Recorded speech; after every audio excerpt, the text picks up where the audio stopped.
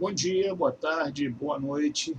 Mais uma vez nós estamos aqui na grata satisfação de ser o intérprete de um estudo que a casa nos solicita.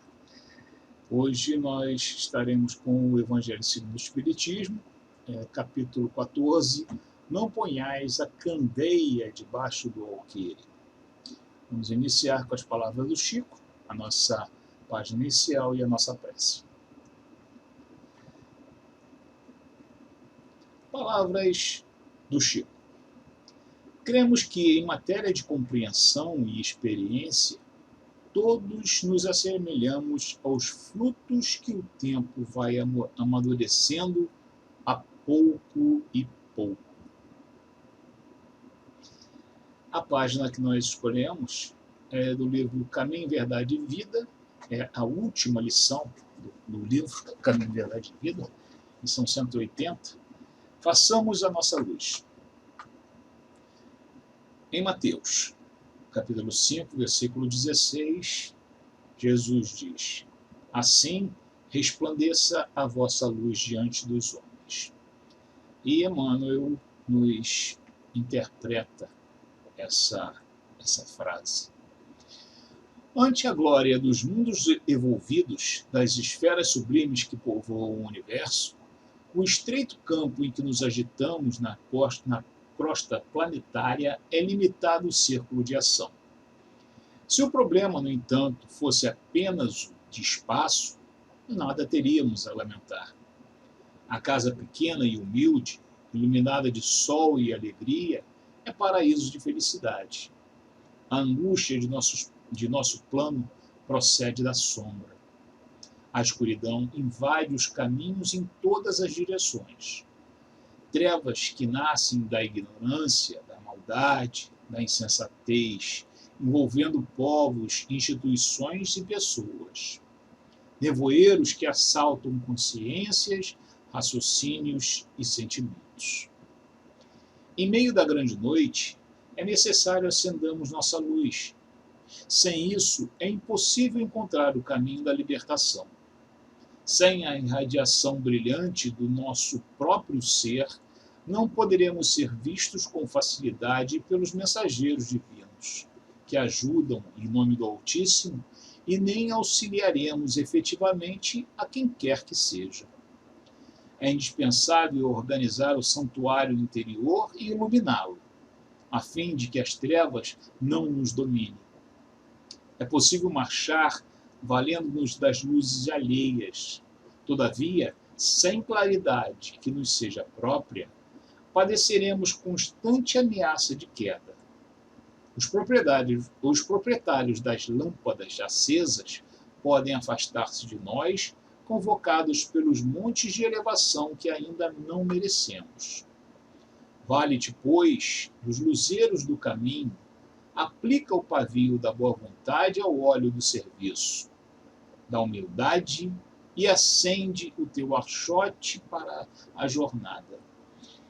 Agradece ao que te ilumina por uma hora, por alguns dias ou por muitos anos, mas não ouvides tua candeia, se não desejas resvelar nos princípios da longa estrada. O problema fundamental da redenção, meu amigo, não se resume a palavras faladas ou escritas. É muito fácil pronunciar belos discursos e prestar excelentes informações, guardando embora a cegueira nos próprios olhos. Nossa necessidade básica é de luz própria, de esclarecimento íntimo, de autoeducação, de conversão substancial ao eu do reino de Deus. Pode falar maravilhosamente acerca da vida, argumentar com brilho sobre a fé, ensinar os valores da crença, comer o pão da consolação, exaltar a paz, recolher as flores do bem, aproveitar os frutos da generosidade alheia, conquistar a coroa efêmera do louvor fácil, amontoar títulos diversos que te exornem a personalidade em trânsito pelos vales do mundo. Tudo isso, em verdade, pode fazer o espírito que se demora indefinidamente em certos ângulos da estrada. Todavia, avançar sem luz é impossível. Possamos agradecer ao nosso Mestre Jesus, ao nosso Pai maior, Deus, esta oportunidade de mais uma vez estarmos aqui nesse estudo. Possamos pedir ao nosso Mestre que os nossos guias, protetores, os mentores do trabalho nos ilumine nessa tarefa e que a luz e a paz de Jesus se faça presente em todos os locais dessa nossa terra, deste nosso planeta de provas e expiações. E que possamos, em nome de Deus, principalmente, dar por iniciado o estudo de hoje. Bem, esse nosso capítulo, a candeia sob o alqueire, porque fala Jesus por parábolas, elas são um subtítulo, né? Esse é um subtítulo do capítulo 14, como eu falei. Não ponhais a candeia sob o alqueire, e vai dos itens 1 ao 7. Esse foi o trabalho que nos foi encaminhado, né? Nos foi passado pela direção da casa. Bem, nesse subtítulo, a leitura nos chama a atenção de 3 pontos. O acender de uma candeia e esconder num local que não vai servir ao propósito da candeia. Segundo, a quem tem mais será dado, e aquele que não tem, mais lhe será tirado. E por que Jesus fala por parábolas? Então, esses 3 pontos estão ao longo desses 7 itens que nós vamos, que estão no livro e a gente vai comentar. Bem, as 2 primeiras observações, elas já demonstram a forma como Jesus se expressava em diversas ocasiões, por parábolas. Então, fica realmente a questão, por que ele fazia isso, se a sua missão era trazer o reino de Deus aos seres humanos encarnados na Terra. Né? Ele não estava ali para trazer a verdade que liberta. Ele não deveria ser o mais explícito possível para ensinar a nós, os encarnados na Terra, a fim de que nós nos libertássemos o mais rápido possível dos liames da carne e alcançássemos as benesses espirituais? Ele não deveria mostrar o caminho, a verdade e a vida para que o planeta atingisse rapidamente a condição de um mundo mais avançado? Bem, no relato de Mateus, o próprio mestre, ele responde a estas questões quando ele diz para a gente: ouvireis com vossos ouvidos e não escutareis. Olhareis com os vossos olhos e não vereis. Isso faltava, e ainda nos falta, né? E em muitos aspectos, a capacidade de compreender toda a verdade. Então, por isso que Jesus fazia assim. Seria mais eficaz ele dizer para nós que estávamos ali ouvindo a ele: bem-aventurados os mansos, pois eles herdarão a terra, do que ele explicar a necessidade da evolução individual de cada um, que a Terra era um planeta de provas e expiações, que um dia se transformaria num mundo de regeneração, que nós estaríamos seríamos separados, né? Aqueles que fossem manso herdaria a terra, permaneceria nesse mundo de provas e expiações, nesse mundo em que a terra se transformaria, né? De um mundo de regeneração. Mas aqueles que não conseguissem atingir o grau necessário, eles continuariam na sua luta num mundo de provas num mundo ainda de provas e expiações. Então ficaria realmente difícil para o mestre explicar isso. Até hoje ainda é difícil para muitos de nós entender essa situação, né? E também, um detalhe, parábola, ela não significa alguma coisa mística, alguma coisa impossível de ser compreendida. Ela é simplesmente uma forma de se expressar. O que diz lá o que diz o nosso dicionário a respeito de parábolas? Vamos ver. Diz lá, o que é uma parábola? Parábola é uma pequena narrativa que usa alegorias para transmitir uma lição moral. As parábolas são muito comuns na literatura oriental.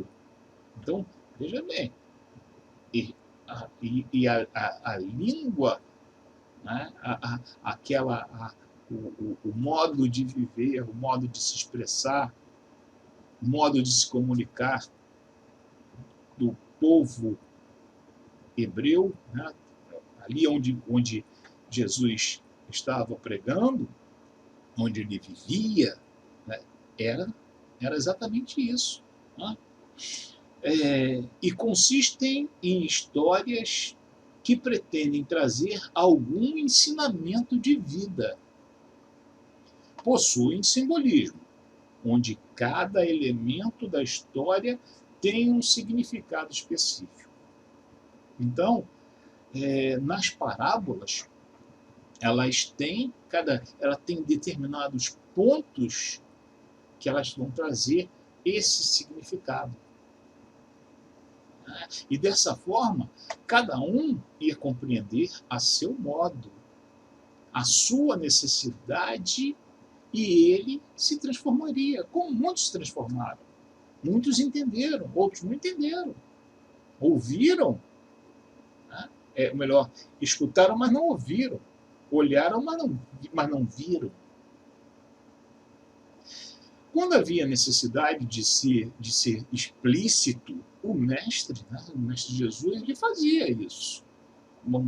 Como, por exemplo, no caso da mulher adúltera, né, onde as suas palavras elas foram bem entendidas por aqueles que queriam apedrejar a mulher.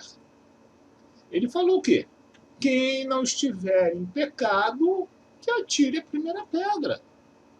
Ou seja, você não tem pecado nenhum, pega a pedra e atira na mulher. Então, essas palavras foram explícitas. Não precisava ali ele utilizar uma parábola. Não precisava ele usar nada que tivesse significado, que precisasse ser interpretado. Tá? E nesse caso também, as palavras finais dirigidas à mulher também foi um alerta extremamente claro a uma pessoa que tinha pleno conhecimento do seu erro. O que ele disse para ela no final? Vá e não peques mais. Mais claro do que isso? Até hoje nós continuamos pecando e continuando a pecar. Claro, pecando no sentido figurado, né? Mas cometendo os erros, nos mantendo na falta. Né?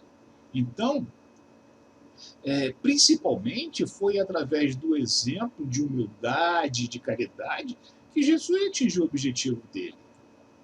Principalmente nisso, nas ações, em tudo que ele praticava. Né?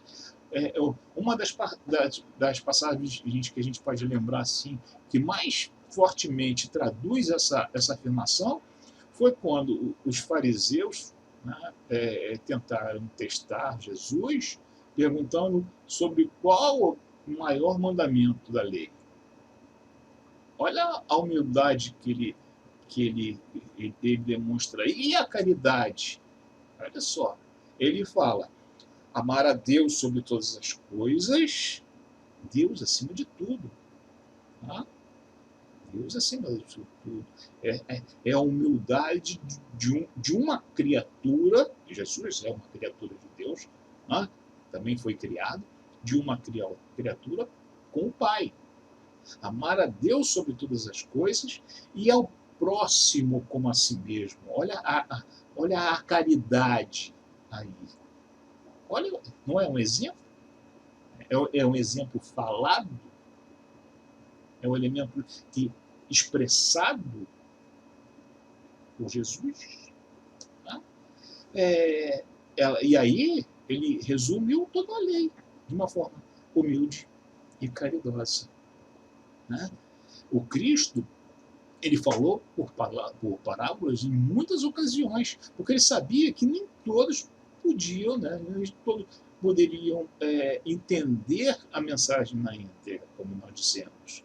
Em muitas ocasiões, eles ficariam deslumbrados, achariam ridículo ou impossível o que teria sido dito por ele. E muitos ficaram, né? Mas muitos entenderam. Como hoje, as coisas ainda se mostram pela ciência, pelo próprio espiritismo, né? E nós ainda ficamos deslumbrados.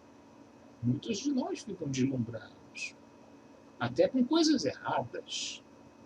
Nos deslumbramos também. Né?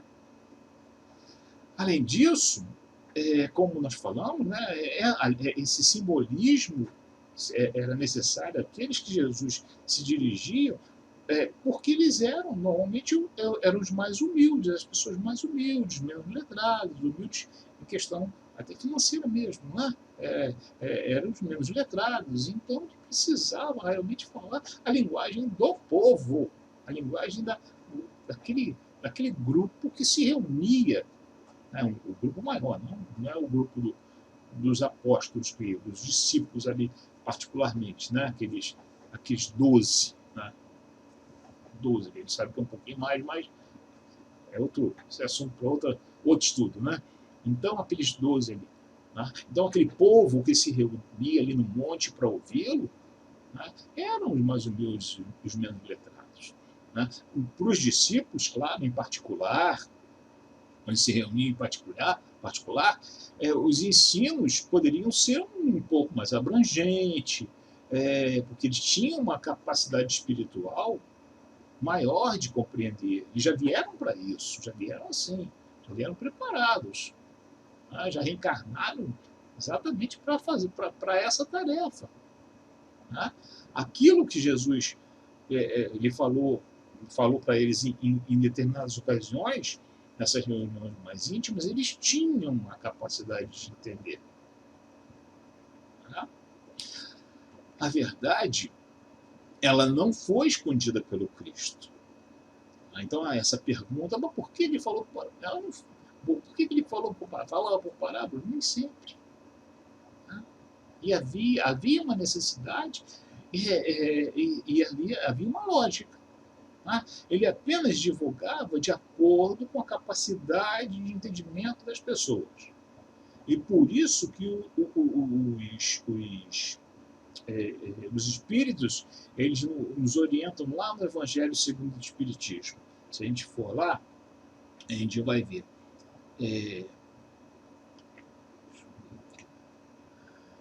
Não podem existir mistérios absolutos, e Jesus está com razão quando diz que nada há secreto que não venha a ser conhecido.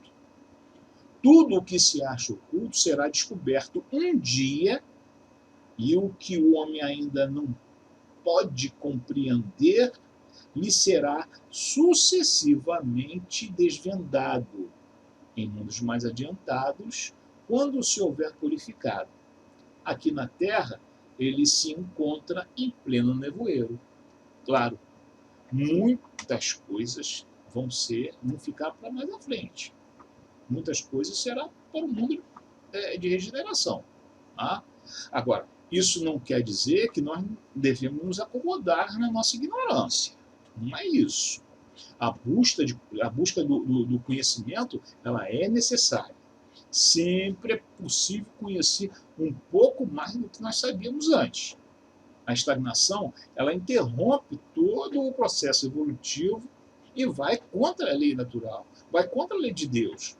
Principalmente no que diz respeito a nós sermos co-criadores em plano menor. Né? Isso está lá no livro Evolução em Dois Mundos, psicografado pelo Chico, e o autor é o André Luiz. Deem uma olhada nesse capítulo. Né? Mas a gente tirou um trecho para ilustrar aqui. Nós somos co-criadores em plano menor. Tá? Cada um tem a sua função. A dos Cristos, né? A função dos Cristos é ser o verbo, ou seja, trazer a palavra de Deus, trazer a mensagem de Deus, trazer a orientação divina. E a nossa é aprender e pôr em prática a mensagem desse verbo. Trazer. É aprender para evoluir e pôr em prática para ajudar na obra divina. Tá? Mas o que o André diz lá no livro, né, que eu citei? Cocriação em plano menor. Em análogo ao alicerce, porque ele está falando da criação em plano maior, a criação dos Cristos, tá? Mesma coisa. As inteligências humanas, nós, espíritos encarnados e desencarnados, que ombreiam conosco, utilizam o mesmo fluido cósmico, em permanente circulação no universo, está falando do fluido cósmico universal, na confecção das coisas, né? Para a cocriação em plano menor, assimilando os corpúsculos da matéria com a energia espiritual que lhes é própria, formando assim um veículo físico-psicossomático em que se exprimem ou cunhando as civilizações que abrangem no mundo a humanidade encarnada e a humanidade desencarnada. Ou seja, nós temos a capacidade de criar. Tá? Okay. Mas cuidado. Né? Criar coisas boas é o que a gente está falando. Né? Mas cuidado. Tá? Porque ele continua. Dentro das mesmas bases, plasmam também os lugares entenebrecidos pela purgação infernal, gerado pelas mentes desequilibradas ou criminosas nos círculos inferiores e abismais, e que valem por aglutinações de duração breve, no microcosmos em que estagiam, sob o mesmo princípio de comando mental com que as inteligências maiores modelam as edificações macrocósmicas que desafiam a passagem dos milênios. Então, nós temos cuidado com o que nós falamos, com o que nós pensamos, a forma como nós agimos. Né? Então, por isso que o mestre quis dizer que aquele que já tem, mais lhe será dado. E ele ficará em abundância. Né? E aquele, entretanto, que não tem, mesmo o que tem lhe será tirado. Ou seja, quem procura se elevar, quem procura ser co-criador positivamente, né, tem condições de melhor entender e receber mais conhecimento. Ele está procurando. Né? Então recebe mais conhecimento. Né? Quem com isso e tem essa possibilidade de evoluir, ele se torna maior e com uma rapidez maior também. Evolui mais rápido. Né? Esse é aquele que receberá. É o que o mestre falou. Este é o que tem e mais receberá. Agora, aquele que se fecha às boas ações, diante de quê? De má vontade, de preguiça, de egoísmo, e outras coisas ruins, né, ele menos chance vai ter de galgar as etapas evolutivas. Este é aquele de quem será tirado. Né? Tenha o bem e vai ser recompensado. Tenha mais, ou melhor, tenha mais o bem, melhor dizendo, né? Vai ser recompensado. Tenha mais o mal, vai se punir. Mas, ok, a gente falou, tudo bem. Mas e a parábola em si? Né? Nós falamos lá das coisas, dos simbolismos. Vamos dar uma olhada. O que dizem os evangelistas, né, Mateus e Lucas, que estão no início do capítulo, e nós temos alguns pontos interessantes a verificar. Vamos lá. Primeiro, Mateus. Ninguém acende uma candeia para pô-la debaixo do alqueire. Põe-na, ao contrário, onde? Vou ler de novo. Ninguém acende uma candeia para pô-la debaixo do alqueire. Põe-na, ao contrário, sobre o candeeiro, a fim de que ilumine a todos os que estão na casa. E Lucas, a mesma passagem, ele diz: ninguém aqui, depois de ter acendido uma candeia, a cubra com um vaso, ou alqueire, né? Ou a ponha debaixo da cama. Põe-na sob o candeeiro, a fim de que os que entrem vejam a luz, pois nada há secreto que não haja de ser descoberto, nem nada oculto que não haja de ser conhecido e de aparecer publicamente. Bom, então nós vamos agora para esses pontos aí que estão nesse texto que a gente enfatizou aí, né? Ou seja, a candeia, o alqueire, a cama, o candeeiro, a casa, todos que entram nela, né? E a luz. Quem vai ser iluminado? Né? Então vamos começar com quem vai ser iluminado com a luz. É o nosso núcleo familiar, é a nossa parentela física, é a nossa sociedade. Esses são os que o evangelista eles apontaram como a todos, Mateus, né?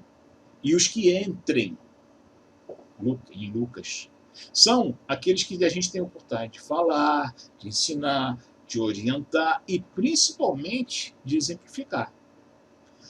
Aqueles que nós podemos passar o nosso conhecimento, a nossa experiência de vida, auxiliar quando nos pedem ajuda, mas aqueles que vêm nos buscar voluntariamente ou o que Deus coloca no nosso caminho, mesmo que a gente não note, tá?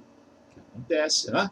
Para observar e tirar lições do nosso modo de agir. Então, esses são aqueles que serão iluminados. Tá?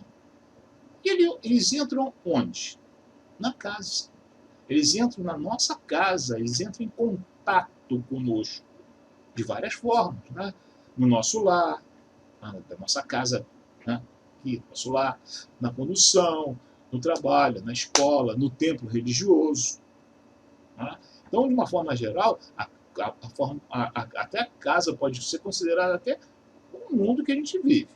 Né? Todo o mundo. Agora, vocês notaram já que na casa também existe janela, onde a luz é vista de fora. Antigamente, a gente vê algumas ilustrações, né, bem antigas, as janelas eram um pequeno buraco, né, naquelas aldeias, era um pequeno buraco. Então, com o passar do tempo, as janelas das casas elas se tornaram maiores. Isso também acontece com a nossa casa interior. Conforme a gente vai evoluindo, as nossas janelas, né, as janelas da nossa casa, elas vão se tornando maiores. E quem tiver mais distante vai conseguir ver que existe luz naquele local. Né? Nós somos ainda uma casinha pequenininha, nossa luz ainda é pouquinho, mas já existem homens que são verdadeiras, aquelas casa cheia de janela, né? Cheia de toda envidraçada. Então, já conseguiram aumentar as suas janelas e a luz vai bem longe, né? Nossa, a luz ainda está pequenininha, né? Ainda está indo a pouco lugar. Mas vai, sempre vai, né? Então a casa é o quê? A casa é o espírito. A casa é onde nós devemos, inicialmente, acender a candeia, a nossa candeia. Então, para que a gente possa iluminar, né, espargir essa luz, nós temos primeiro acender a candeia onde? Dentro de nós. E a candeia, o que é a candeia? Essa candeia que ele fala. Na realidade, a candeia é um tipo de lamparina, né? uma peça, né? uma coisinha assim, parece um galeteiro, né? Então, é uma tipo de lamparina que normalmente era de barro ou de cerâmica, onde eles colocavam óleo e um pavio. Tá? Tinha o óleo e botava o pavio ali e acendia. Então, esse objeto, ele representa na parábola a nossa evolução, a possibilidade que nós temos para iluminar. Né? Então, e a luz? Essa luz que é pela candeia emitida é a luz do estudo, da compreensão, da caridade, da observação. Lá na nossa página inicial, o Emmanuel vai alertar. Vou voltar aqui um pouquinho, vou ler aqui o trecho dela. Ele diz assim, ó, na página que nós lemos inicialmente: a escuridão invade os caminhos em todas as direções. Trevas que nascem na ignorância, da maldade, da insensatez, envolvendo povos, instituições e pessoas. Nevoeiros que assaltam consciências, raciocínios e sentimentos. Opa, então está um pouquinho ao contrário? Não, peraí. Ele oferece o caminho. É indispensável organizar o santuário interior e iluminá-lo, a fim de que as trevas não nos dominem. Olha aí o acender essa luz, a luz que tem que ser emitida. Né? E esse combustível que eu falei, né? O óleo e o pavio. Né? Conforme quando se acende o pavio, né? Conforme o tempo passa, o pavio e o óleo eles vão acabando, eles vão se consumindo. Né? Então, o combustível ele se consome para quê? Para irradiar luz. Ele está se consumindo, é um ato de se doar. Tá? É o nosso esforço pessoal, é o nosso trabalho, é o comprometimento de manter essa luz acesa, é de irradiar o conhecimento, é a boa vontade de evoluir. A gente evoluindo, a gente vai conseguir evoluir os outros também, o planeta. Né? É fazer parte daquela cocriação em nível menor que eu citei anteriormente, que André Luiz cita lá no Evolução em Dois Mundos. É o dando que se recebe da oração de São Francisco. Né? Mas existe um terceiro elemento. Aí, sem oxigênio, você não consegue a chama. Né? Então não é só o pavio e o óleo. Tem oxigênio. O que é o oxigênio? O oxigênio é uma coisa externa. Não faz parte ali, né, do que o homem prepara. É uma coisa externa, que vem de fora. Né? Então, é algo que está disponível. Né? Aqui está disponível. Se eu quiser acender uma chama aqui, eu vou conseguir, porque tem oxigênio disponível. Né? Então, nesse simbolismo, ela é o que a providência divina, o que Deus nos oferece para manter essa chama acesa. São as oportunidades de trabalho, as oportunidades de serviço que nós temos. Né? Ele existe em abundância. Tem muito serviço aí à nossa disposição, ele não falta. Do enorme até o pequenininho, ele não falta. É o trabalho que está sempre à nossa disposição. em todos os lugares que nós frequentamos. Tá? Todos os lugares. Então, pavio, combustível e oxigênio. Está tudo pronto aí para a nossa luz. Aí na parábola, ele continua, né? O que seria então a cama e o alqueire? Porque é onde fala Mateus e Lucas. A cama, o que é a cama? A cama é um lugar que a gente vai deitar, vai descansar o corpo físico necessário, evidentemente. Mas tem gente que quer ficar na cama o tempo todo. Tá? Então a cama, ela significa aí o quê? É a preguiça física e mental, é o comodismo, é a estagnação, a má vontade, a mágoa, que mais? A revolta, a raiva. Esse é o significado dessa cama. Né? Ela corta o combustível. É a falta de compromisso com a manutenção desse combustível que a gente falou. Né?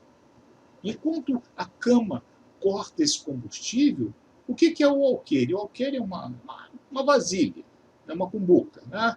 É algo que se usava no escambo, né, para trocar uma vasilha daquela de feijão, vou trocar por uma vasilha daquela de arroz, de ervilha. Né? Então era o que se usava, era uma medida física. Tá? Então, quando a gente coloca, tem uma vela, né, e a gente coloca uma tampa em cima, o que acontece? O combustível vai se desgastar e a chama vai apagar. Então, o alqueire, né, essa vasilha, ela vai portar esse oxigênio, aquilo que Deus está mandando para a gente. Né? Os vasos, esse alqueire, né, esse vaso, ele significa os valores do mundo material, coisa material. São os interesses materiais. Né? Quando eles são colocados como mais importante do que os interesses espirituais, porque os materiais são necessários. Né? Mas quando eles são colocados mais importantes que os espirituais, eles cortam esse oxigênio, né? O oxigênio da coisa espiritual. É quando nós trocamos de forma absoluta a oportunidade oferecida pela providência divina pelas atividades voltadas imperiosamente para a carne. Ok? E, finalmente, o último elemento que Mateus e Lucas falam aí é o candeeiro. O que é o candeeiro? Quanto mais alto nós colocamos a candeia, quanto mais elevamos essa nossa chama, né, a candeia fazendo a chama, nós mais iluminamos o redor. Se a gente pegar a candeia e botar aqui baixinho, vai iluminar aqui no baixo. Né? Se a gente pegar e elevar a candeia, nós vamos iluminar mais o nosso quarto. Né? Então, para isso, nós vamos utilizar o quê? O candeeiro dessas oportunidades, né? da oportunidade de a gente se manter fiel às lições do Mestre Jesus. Tá? Essas oportunidades é que o Mestre Jesus nos traz, tá? O que ele nos trouxe, o Evangelho em si, ele é o candeeiro. Ele é aquilo que nos ajuda a colocar a luz lá em cima. Lá no final, no item 7, o Kardec vem mostrar, né, e ele diz lá no Livro dos Espíritos, lá no início, na Gênese também, que para quem deve ser pregado? Tá? É só um detalhe. Tá? Claro que a gente vai estar sempre exemplificando, falando, pregando, mas temos que tomar um cuidado em determinadas coisas. Porque numa outra página, o Emmanuel ele nos faz esse alerta também. Tá? Então ele fala o seguinte: não adianta a gente pregar para quem não quer, né? Ou para quem combate. Olha que fala isso. Né? Seria lançar a semente num solo fértil, num solo não fértil. Tá? Então tem que ser cuidado, porque cada um tem o seu tempo. Se a pessoa já está seguindo o Evangelho, né, as coisas boas, o Evangelho, eu digo a mensagem do Evangelho, independente de religião, tá? As coisas boas, o caminho do homem de bem, independente da religião, como eu falei, né? Independente de ser ateu também. Tá? Se a gente tenta mudar essa pessoa, ou querer fazer com que ele mude de religião, é praticamente tentar apagar a própria luz dessa pessoa. Mas podemos confundi-lo. Tá? Então, somente a essas pessoas, somente o quê? O exemplo da conduta espírita, tem até um livro do André Luiz, você basta procurar, Conduta Espírita, muito interessante. Tá? É um livro a se ter sempre e lendo, e se ler sempre. Tá? Então, então, como eu falei, então somente com esse exemplo, né, da conduta espírita é que nós vamos poder acrescentar o que aquelas pessoas, o que elas já possuem. Então, seria um exemplo, o exemplo do espírita. Tá? E outra coisa, mesmo para nós espíritas, né, os espíritos, eles vão nos oferecendo conhecimento de acordo com a nossa capacidade de compreender. Nada vinha antes do tempo. Nenhuma revelação é possível sem a aprovação de Deus através dos seus enviados, encarnados ou desencarnados. Lá na Gênesis, os espíritos, né, Kardec, melhor dizendo, classifica como os homens de gênio. Okay? Então, isso e essas coisas, tanto no campo da ciência ou da religião. Porém, aquilo que já foi revelado, aquilo que nós podemos buscar, que se encontra dentro da nossa capacidade e da permissão divina, que já está pronto para a gente, né? Nós podemos ser um homem de gênio, né? Podemos procurar, pesquisar. Se for permitido, a gente vai encontrar, como a ciência está fazendo constantemente aí. Né?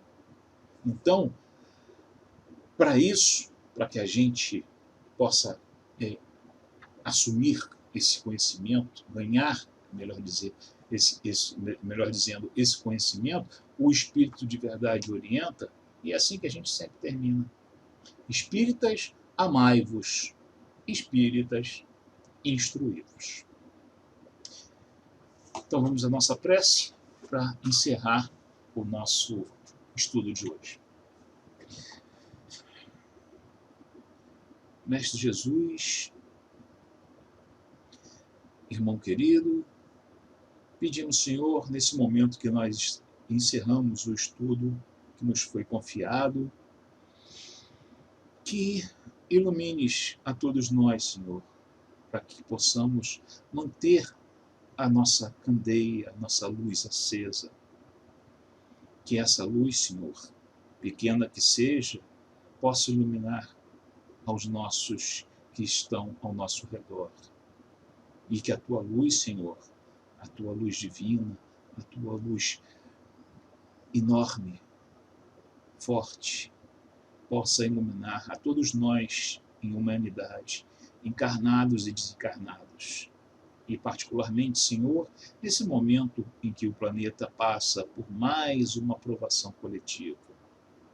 Pedimos, Senhor, que cada um de nós possa receber o que nos for necessário para a nossa evolução, para a nossa caminhada. Assim seja, graças a Deus.